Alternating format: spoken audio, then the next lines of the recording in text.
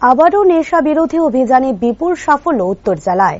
জানা যায়, দীর্ঘদিন যাবৎ উত্তর জেলার সাউথ পদ্মবিলে কামালনাথ নামে এক ব্যক্তি হিরোইন নামক নেশা জাতীয় দ্রব্য বিক্রি করে চলছে। উত্তর জেলার পুলিশ সুপারের কাছে খবর আসে সেই বিষয়টি। সঙ্গে সঙ্গে পুলিশের একটি টিম অভিযুক্ত কামালনাথের বাড়িতে হানা দেয়। সেখান থেকে 6 প্যাকেট হেরোইন সমেত জালে তুলে সক্ষম হয় পুলিশ। ধৃত কামালনাথের বিরুদ্ধে পানিসাগর থানায় মামলা নেওয়া হয়। ধৃত জিজ্ঞাসাবাদ করলে আরো অনেক কিছুই বেরিয়ে আসতে পারে বলে জানান এসপি ভানুপদ চক্রবর্তী।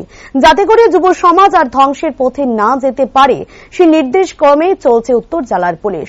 তিনি আশাবাদী যে নেশা মুক্ত ত্রিপুরা গড়তে পুলিশের সঙ্গে এলাকাবাসীরাও সহযোগিতার হাত বাড়িয়ে দেবেন।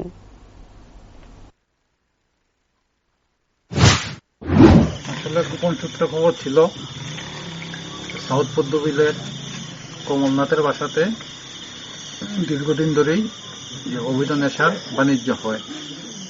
সেই খবরের উপর ভিত্তি করে আজকে সন্ধ্যার পরে ওর বাড়িতে রেড করা হয়েছিল।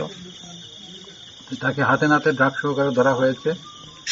6 প্যাকেট ড্রাগ পাওয়া গেছে, যেটার ওজন হবে আনুমানিক 85 গ্রামের মতো।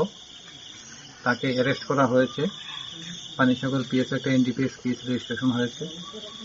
আমরা বিস্তারিত তদন্ত করে দেখব যে এই ইয়েতে আর কে কে যুক্ত আছে। তবে আমার খুব ভালো লেগেছে।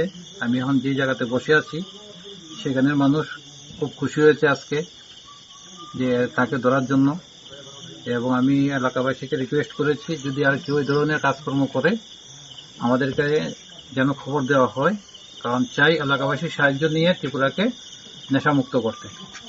Thank you sir. এই খালাবাজার মূল্য কত হবে? 1 কেজির দাম প্রায় 1 কোটি টাকা।